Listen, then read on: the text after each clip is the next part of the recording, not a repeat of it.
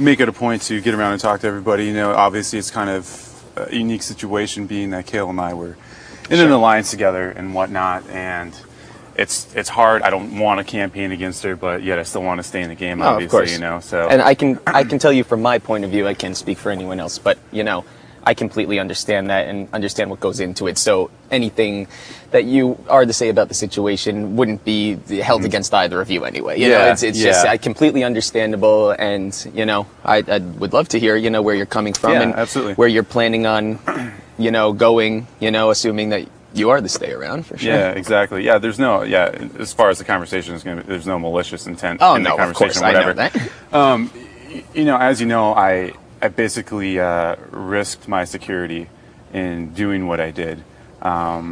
And that being because I have values as a person, and those values being loyalty, honesty, being true to my character. And, you know, in the veto competition, I hope that my actions during that competition could speak louder than what any words that I could come up with could say in its place. I'm not certain that everybody knows the whole scenario or the situation in the veto competition, why I did what I did. So I guess I have a question for you, as if you do know what happened. I mean, I was sitting pretty close by, so I was able to hear the majority of the dialogue between the two of you, and at least in my estimation, I think I have a pretty good sense of what's going on. But if you want to give a quick, brief overview, absolutely. So it kind of requires a little bit of a backstory. Sure. With Kale and myself, and well, as it's now known that I was previously in an alliance of 4 people, and just to clarify, just because I've been trying to stay out of other people's business for the most part or whatever, but it was you, Zach, Nick, and Kale, or correct? Okay, and Jen was just a skirt or peripheral, or in your eyes, not even a part of it. Yeah, there was nothing ever even She was spoken. a friend to Kale was the role she was simply playing. Yeah. Okay. So with that said, the week that, last week when Dick and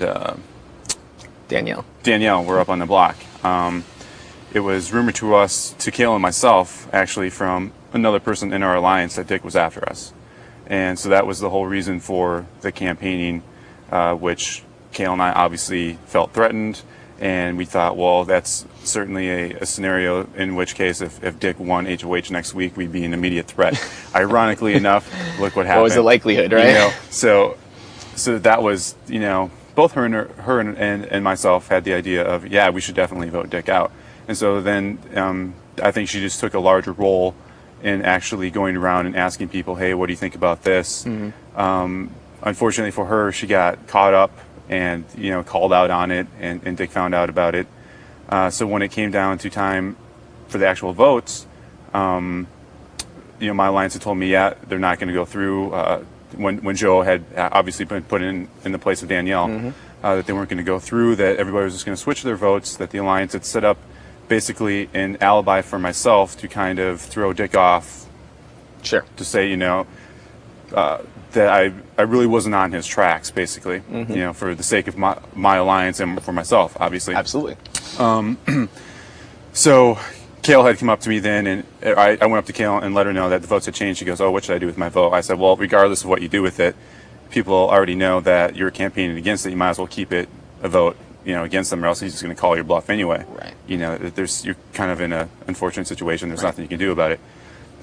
So with that happening, and then Dick winning HOH, and then him having talks with everybody, he kind of called out to me that I had thrown Kale under the bus.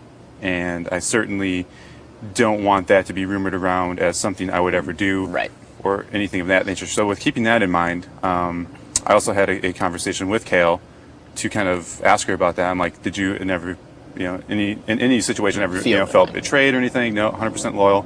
Never felt, you know, betrayed. It was just a misunderstanding at the time, going into it, you know, that with the voting scenario or whatever. And then I told her, you know, I said with all... Can I interrupt for just 1 second? Yeah, absolutely. So, with the fact that it wasn't really discussed amongst the 4 of you, Jen was operating entirely independently in her decision-making for that week. You know, she was the one who opted to go with Joe. She was the one who felt strongly about Dick and Danielle in the first place. Or was that still sort of like a group consensus? Oh, no, that was her. Definitely a more of a personal vendetta against one of them Then it was And- what you would have strategically Yeah. been doing collectively. Yeah, Okay. exactly. And so then, after the nomination ceremony, I went up to Jen and Kale and said, listen, it sucks. I feel horrible about the situation you guys are in. That Kale, that you got called out on it, whatever. I said, I would put myself in your shoes any day. I'd take you off the block and put myself up on the block. In all fairness. And so then what had eventually happened, let's see, I lost my train of thought.